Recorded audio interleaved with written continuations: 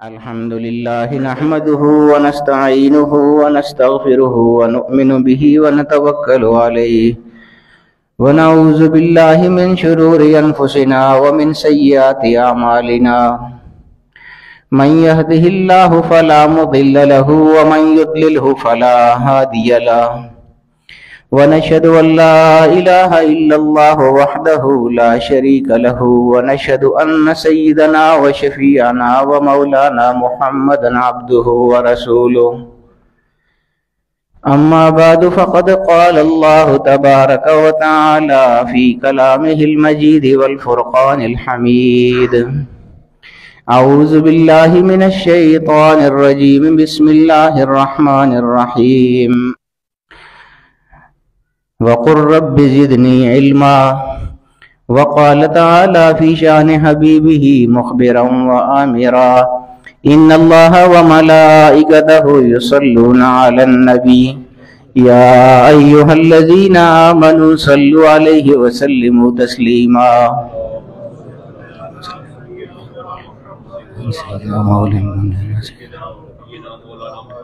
ایک دفعہ سب لوگ پڑھیں گے اونچی آواز میں، سب لوگ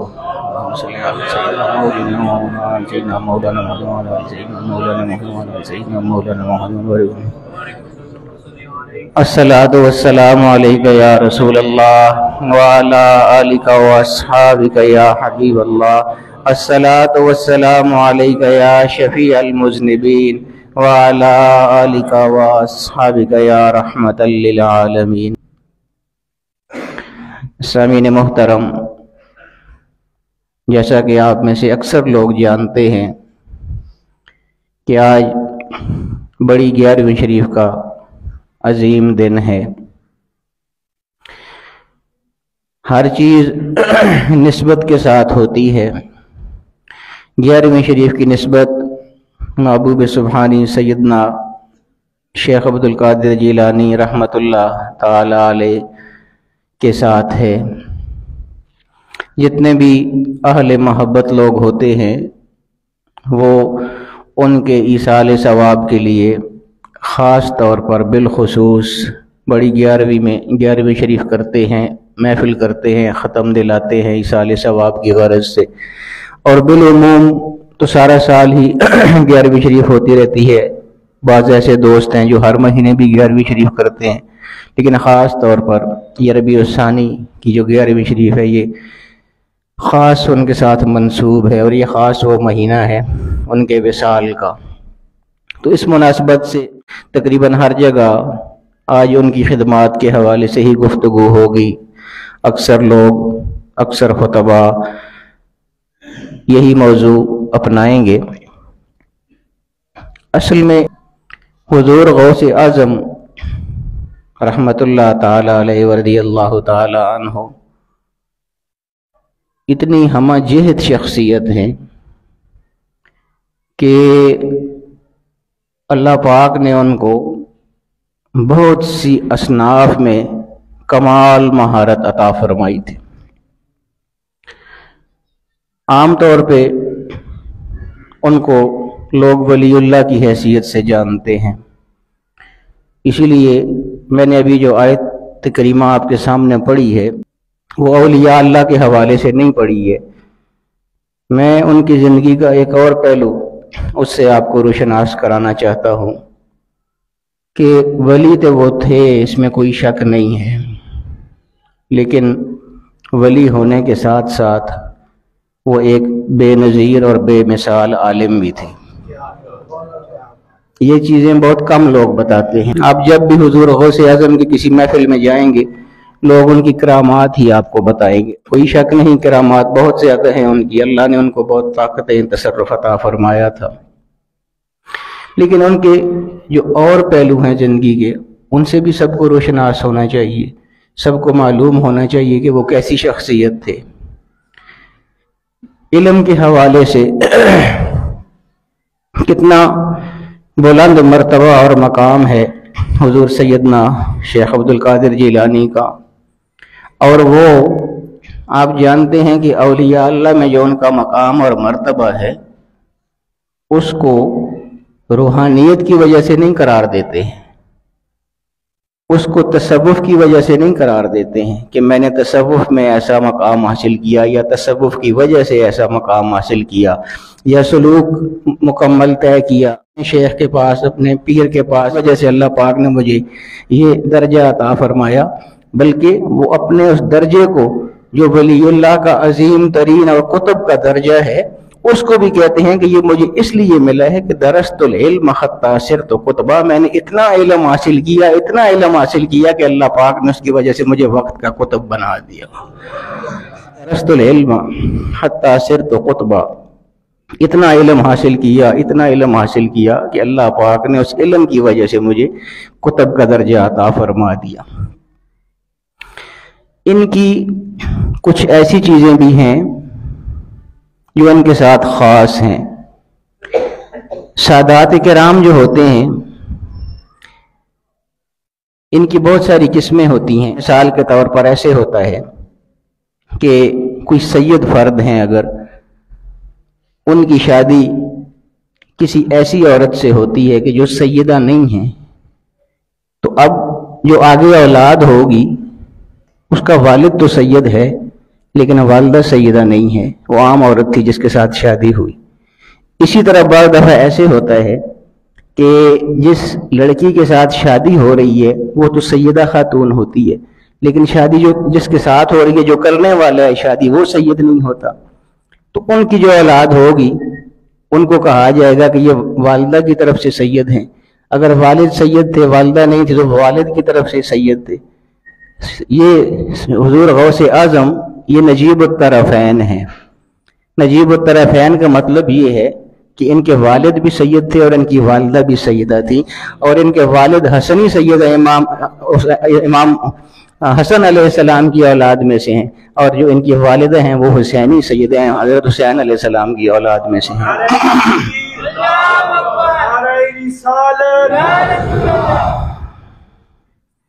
بڑا علم حاصل کیا، اللہ نے بہت مقام اور مرتبے عطا فرمائے۔ عجیب بات یہ ہے کہ یہ جب درس دیا کرتے تھے، بڑی علمی زندگی انہوں نے گزاری ہے۔ صبح کی نماز، میں آپ کو عجیب ان کے پہلو علم کے بتا رہا ہوں۔ علم میں ایسے ہوتا ہے کہ ہمارے جو مدارس میں پڑھایا جاتا ہے اس میں بہت سارے فنون ہوتے ہیں۔ فن اس کی جمع فنون ہے۔ فن اس طرح مطلب ایک فقہ ہے، یعنی مسائل کا علم، جو ہمارے مسائل روزمرہ کے ہیں ان کو فقہ کہا جاتا ہے۔ پھر اس میں ایک علم ہے تفسیر، یعنی قرآن کریم کی تفسیر، ترجمہ، تشریح۔ پھر اس میں ایک علم ہے حدیث کا علم۔ پھر اس میں ایک فن ہے اسماء الرجال، یعنی حدیث کے جو راوی ہیں جنہوں نے وہ حدیثیں بیان کی ہیں ان کا علم، کہ وہ کون سا راوی کیسا ہے، سچا ہے، جھوٹا ہے، جس نے حدیث پہنچائی ہے وہ ٹھیک آدمی ہے، یعنی بہت سارے فنون ہیں۔ اور ایک ایک فن کے لیے پرانے علماء کسی ایک استاد کے پاس جایا کرتے تھے۔ آج کل تو مدارس ہیں نا، اس وقت مدارس نہیں ہوتے تھے۔ اس وقت ایسے ہوتا تھا کہ یہ پتہ چلتا تھا کہ فلاں آدمی جو ہے وہ فقہ میں ماہر ہے۔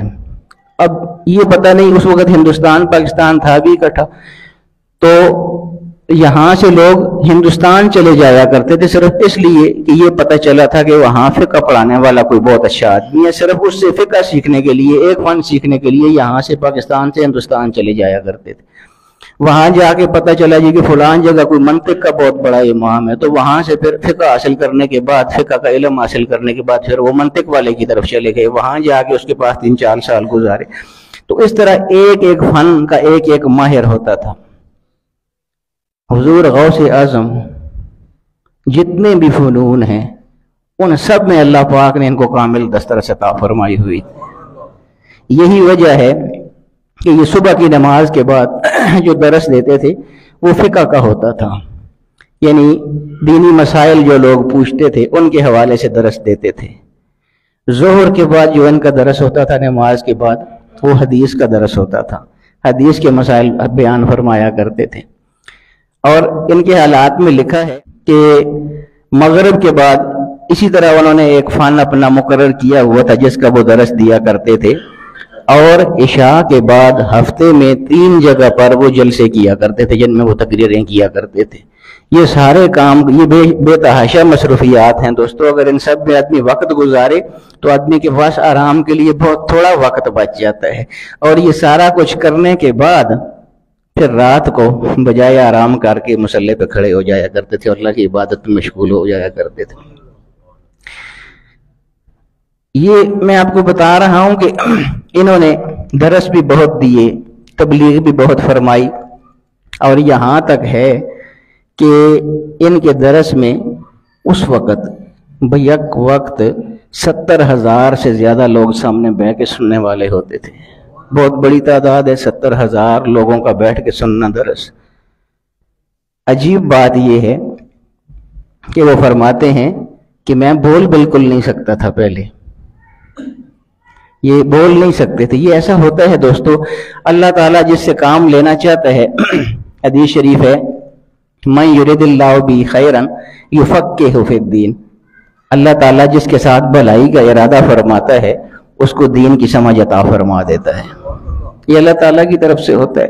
علامہ اقبال مشہور شاعر، آپ سب جانتے ہیں. ان کے جو استاد تھے، بہت بڑی علامہ اقبال کو بہت بڑی شہرت حاصل ہوئی ہے. حضور علیہ الصلوۃ والسلام کے ساتھ جو علامہ اقبال کا تعلق ہے وہ اکثر لوگ جانتے ہیں. یہ وہ شخصیت ہیں، ان کو شاعر مشرق کا لقب ملا ہوا ہے. آپ جانتے ہیں شاعر مشرق علامہ محمد اقبال. یہ شاعر مشرق کا ان کو لقب کیوں ملا؟ کسی نے ان سے پوچھا تھا کہ آپ کو کس بنا پر شاعر مشرق کا یہ لقب ملا ہے؟ تو انہوں نے فرمایا تھا کہ اور تو مجھے اس کی کوئی وجہ سمجھ نہیں آتی، لیکن یہ مجھے پتہ ہے کہ میں نے حضور علیہ الصلوۃ والسلام کی ذات پر 1 کروڑ مرتبہ درود شریف بھیجے ہے، تو مجھے لگتا ہے یہ اس کا انعام مجھے عطا ہوا. نعرہ تکبیر، نعرہ رسالت، نعرہ اولیاء کرام. اور اللہ نے کیا مقام دیا تھا، کیا سوچ دی تھی علامہ اقبال کو. وہ ان کی مشہور رباعی ہے. حیران ہوتا ہے آدمی کہ کیا سمجھ اللہ پاک نے عطا فرمائی تھی ان کو، کیا تخیلات ہیں ان کے، اور حضور علیہ الصلوۃ والسلام کے ساتھ کیا تعلق ہے. اور ساتھ ساتھ دیکھیے شرمندگی کا اظہار بھی کیسے کر رہے ہیں. اتنا بڑا آدمی ہونے کے باوجود، اتنے القاب ہونے کے باوجود حضور کے ساتھ تعلق دیکھیے. ان کی وہ مشہور رباعی میرے ذہن میں آ گئی ہے. فرماتے ہیں کہ اللہ تعالیٰ سے مخاطب ہو کے عرض کرتے ہیں کہ تو غنی از ہر دو عالم من فقیر. باری تعالیٰ تو تو غنی ہے، بادشاہ ہے، دونوں جہانوں سے بے نیاز ہے، تیری مرضی ہے جو کرے تو کر سکتا ہے، کوئی تو یہ پوچھنے والا نہیں ہے. من فقیر، لیکن باری تعالیٰ میں تو بہت مسکین ہوں، میں تو بہت عاجز ہوں. تو جتنا بڑا غنی ہے میں اتنا ہی بڑا فقیر ہوں. روز محشر عذر ہائے من پذیر. باری تعالیٰ جب حشر کا دن ہوگا، آپ جانتے ہیں سب حشر کا دن بہت مشکل دن ہوگا. سب کے اعمال سامنے ہوں گے، کیا کیے ہے، کس نے گناہوں میں زندگی گزاری ہے، کس نے اچھائیوں میں زندگی گزاری ہے، سب کچھ سامنے ہوگا. مشکل ترین مرحلہ حشر کا دن. اس کا ذکر کرتے ہوئے پھر آگے اللہ سے مخاطب ہوتے ہیں کہ روز محشر عذر ہائے من پذیر. باری تعالیٰ وہ حشر والے دن ہر ایک پریشان ہوگا، ستایا ہوا ہوگا اور اپنے اپنے عذر تلاش کر رہا ہوگا. تو باری تعالیٰ میں بھی اس وقت معذور ہوں گا، میرے بھی بے تحاشا گناہ ہیں، تو میں کس طرح سامنا کروں گا. پھر آگے گر حساب مرا تو بینی ناگزیر. یعنی پہلے تو غنی فرمایا نا پہلے مصرے میں کہ تو غنی ہے، چاہے تو نعرہ تکبیر، نعرہ رسالت، قبلہ حضرت صاحب.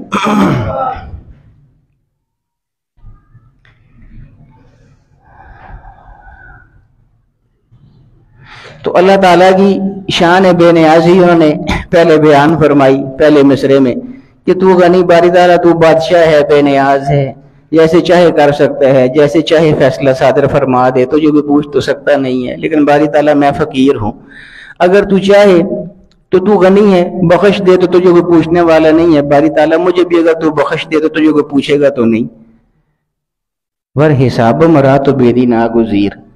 لیکن باری تعالیٰ اگر ویسے نہ بخشے، حساب کتاب ضروری ہی ہو، حساب مرا تو بینی ناگزیر، باری تعالیٰ اگر میرا حساب لینا ضروری ہی ہو. اب آگے دیکھیے کیا انہوں نے فرمایا ہے. تو باری تعالیٰ میری صرف اتنی سی التجا ہے کہ از نگاہ مصطفیٰ پنہاں بغیر، حضور کے سامنے میرا حساب نہ لینا، میں شرمندہ ہو جاؤں گا ان کے سامنے کہ یہ کیسا امتی میرا کھڑا ہے، حضور کی نظروں سے اوجھل ہو کے باری تعالیٰ میرا حساب لے لینا۔ کتنی بڑی سوچ ہے، ویسے ہی تو شاعر مشرق نہیں ہے وہ۔ تو یہ میں کہتا ہوں کہ من یرید اللہ بہ خیرا یفقہہ فی الدین، اللہ پاک جس سے کام لینا چاہتا ہے اس کو سمجھ عطا فرما دیتا ہے۔ میں آپ کو یہ عرض کر رہا تھا کہ 70,000 کے مجمع سے خطاب کرنے والے سیدنا شیخ عبد القادر جیلانی رحمۃ اللہ علیہ فرماتے ہیں کہ میں تو بول ہی نہیں سکتا تھا، ایسا ہوتا ہے۔ یہ میں آپ کو بتاتا ہوں کتنا بڑا نام ہے علامہ خادم حسین رضوی صاحب۔ آپ لوگوں نے ان کی بہت تقریریں سنی ہیں، رحمۃ اللہ تعالی علیہ، اللہ تعالیٰ ان کے درجات بلند فرمائے، بڑی ہی عظیم شخصیت تھے۔ آپ لوگوں نے ان کی تقریریں سنی ہیں۔ میں اور وہ 3 سال تک ایک کمرے میں رہے ہیں۔ اب اندازہ کیجئے کہ ہم دونوں کا آپس میں کیسا تعلق ہوگا۔ 3 سال ہم ایک کمرے میں رہے ہیں۔ کیا کیا میں نے ان سے سیکھا ہے میں آپ کو بتاؤں۔ تقریریں آپ نے ان کی سنی ہیں، کس درجے کا وہ بولتے تھے اور کس غضب کا وہ بولتے تھے، لیکن یہ بول نہیں سکتے تھے۔ یہ جب ہمارے ساتھ تھے ان کی عادت تھی کہ ہر وقت یہ پرنا ان کے پاس ہوتا تھا اور ایسے ہر وقت انہوں نے منہ پہ لپیٹا ہوتا تھا، منہ بہت کم ان کا نظر آتا تھا، حالانکہ میرے کمرے میں ہوتے تھے میرے ساتھ، اس وقت بھی انہوں نے اپنا منہ لپیٹے رکھتے تھے۔ تو ہم کوئی 10 باتیں ان کے ساتھ کرتے تو شاید یہ ایک بات کا جواب دیتے تھے آگے سے، اتنا کم بولنے والے آدمی تھے، بول سکتے ہی نہیں تھے۔ فرماتے ہیں کہ میں جب حضرت خالد ابن ولید کے مزار پر گیا، اللہ پاک نے مجھے حاضری نصیب فرمائی، تو میرے ذہن میں یہ تھا کہ یہ وہ بندہ ہے کہ جس کی تلوار سے اللہ پاک نے وہ کام لیا ہے کہ فتوحات کی فتوحات اللہ پاک نے نصیب فرما دی تھی۔ تو چونکہ اس کا وہ انداز میرے سامنے تھا جو اللہ پاک نے اس سے کام لیا تھا اس کی تلوار کے ذریعے تاریخ کا، تو وہ چونکہ علم رکھتے تھے۔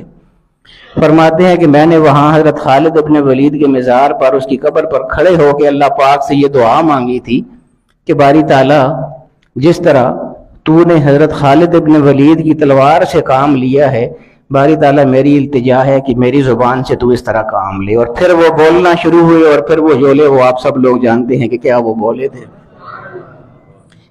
تو یہ حضور غوث اعظم بھی بول نہیں سکتے تھے، پہلے تقریر نہیں کر سکتے تھے، تو انہوں نے علم تو بہت حاصل کر لیا تھا، ابھی درس دینا شروع نہیں کیا تھا۔ فرماتے ہیں کہ حضور علیہ الصلوۃ والسلام کا دیدار ہوا اور حضور علیہ الصلوۃ والسلام نے فرمایا کہ عبد القادر درس دیا کر، واعظ کیا کر۔ تو میں نے عرض کی یا رسول اللہ میں تو اجمی آدمی ہوں، جیلان کے رہنے والے تھے جیلانی، میں تو اجمی آدمی اور یا رسول اللہ میں تو بول بھی نہیں سکتا ہوں۔ تو حضور علیہ الصلوۃ والسلام نے فرمایا کہ نہیں تو بولے گا، ادھر آ میرے پاس آ۔ تو میں حضور علیہ الصلوۃ والسلام کے قریب گیا تو حضور علیہ الصلوۃ والسلام نے میرا منہ کھولا اور اپنا دہن مبارک 3 دفعہ، اپنا تھوک مبارک میرے منہ 7 دفعہ میرے منہ میں ڈالا، اپنا لعاب دہن۔ اور پھر حضور تشریف لے گئے تو حضرت علی کرم اللہ وجہ الکریم تشریف لے آئے۔ حضرت علی تو آپ جانتے ہیں کہ وہ مدینۃ العلم حضور ہیں اور اس کا دروازہ حضرت علی کرم اللہ وجہ الکریم ہے، وہ تو بہت بڑی علمی شخصیت ہے۔ فرماتے ہیں کہ حضور کے بعد پھر حضرت علی کرم اللہ وجہ الکریم تشریف لائے اور انہوں نے آ کے میرے منہ میں 6 دفعہ تھوکا، اور ساتھ یہ فرمایا کہ 7 دفعہ اس لیے نہیں تھوکا ہے کہ حضور نے تھوکا ہے، 7 مرتبہ میں ان کی برابری نہیں کر سکتا ہوں، اس لیے میں 6 دفعہ تھوک رہا ہوں۔ تو فرماتے ہیں کہ اس کے بعد پھر اللہ تعالیٰ نے مجھے وہ گویائی عطا فرما دی کہ پھر میں جب بولنے لگتا تھا تو ایک دنیا وہاں سامنے موجود ہوتی تھی اور مجھے کوئی پریشانی نہیں ہوتی تھی کہ میں نے کس طرح ان کو آگاہ کرنا ہے دین سے اور تبلیغ سے۔ نعرہ تکبیر، نعرہ رسالت، شان اولیاء کرام۔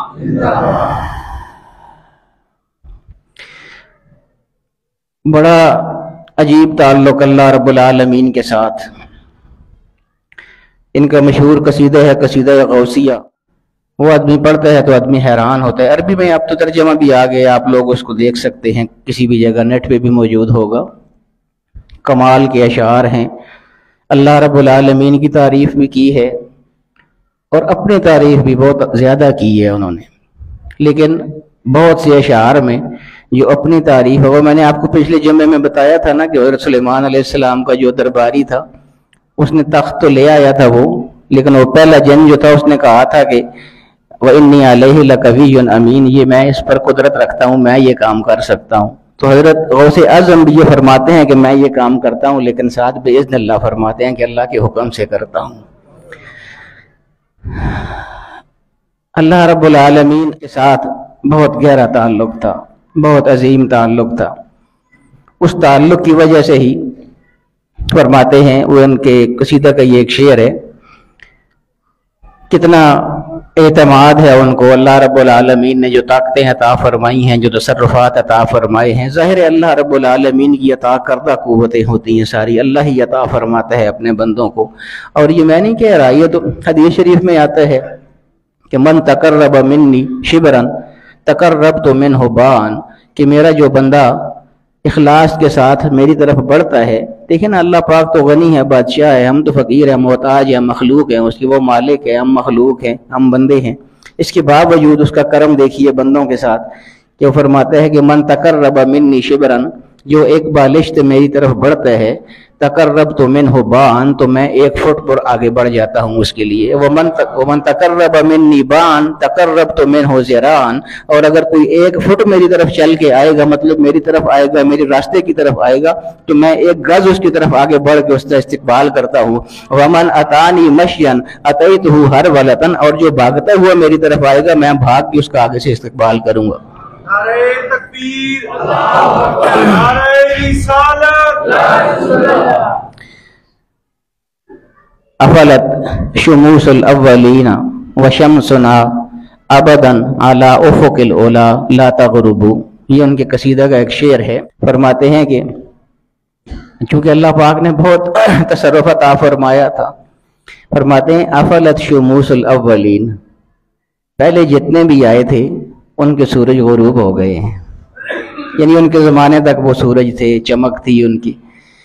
وشمسنا ابدا علی افق العلا، اور ہمارا سورج جو ہے وہ ہمیشہ ہمیشہ کے لیے آسمان کی بلندیوں پر ہوگا، لا تغرب، کبھی بھی غروب نہیں ہوگا وہ۔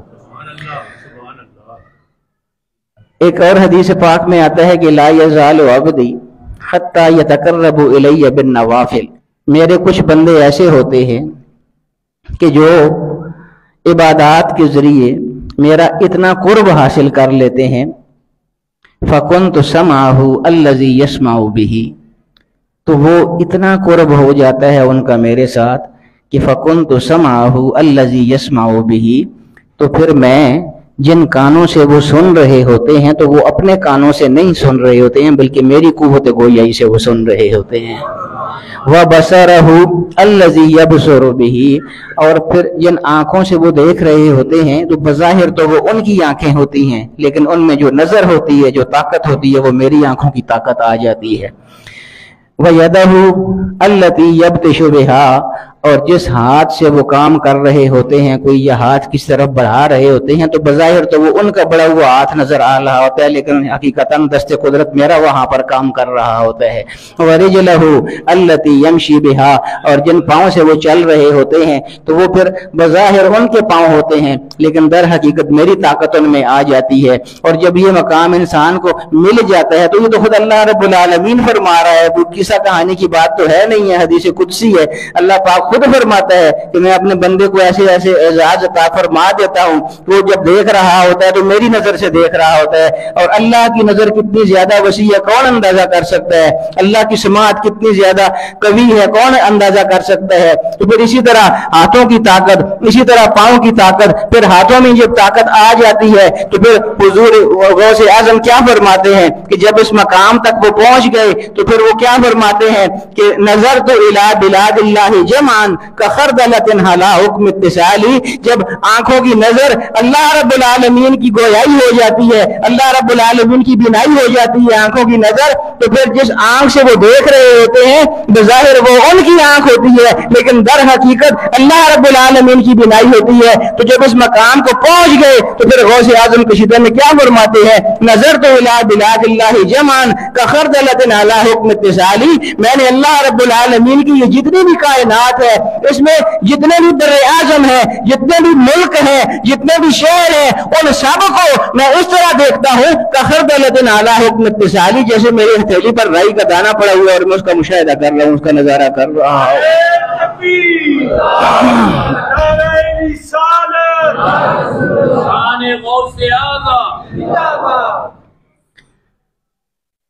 حدیث پاک میں یہ بھی آتا ہے کہ میں اس کے ہاتھ بن جاتا ہوں۔ جب وہ اپنے ہاتھوں سے کام کر رہا ہوتا ہے تو وہ بظاہر اس کے ہاتھ ہوتے ہیں، لیکن در حقیقت ان ہاتھوں میں میرے ہاتھوں کی طاقت آ جاتی ہے۔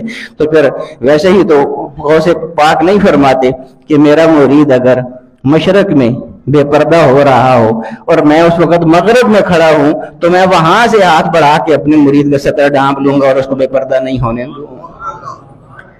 یہ اللہ رب العالمین کی عطا کردہ طاقتیں ہوتی ہیں دوستو، خود اپنی طاقت کسی کی نہیں ہوتی ہے، طاقتیں ساری اللہ رب العالمین کی ہیں، اس کی ذاتی طاقتیں ہیں ساتھی، باقی سب کو جس کو وہ عطا فرماتا ہے عطائی طاقتیں ہوتی ہیں، اس کی عطا سے ہوتی ہیں، اس کے حکم سے ہوتی ہیں، اس کے اذن سے ہوتی ہیں۔ تو یہ بہت بڑی شخصیت تھے، میں علمی حوالے سے آپ کو بتا رہا تھا ان کا مقام اور مرتبہ۔ اللہ رب العالمین ہمیں ان کی تعلیمات کے مطابق چلنے کی توفیق عطا فرمائے۔ وآخر دعوانا الحمدللہ رب العالمین۔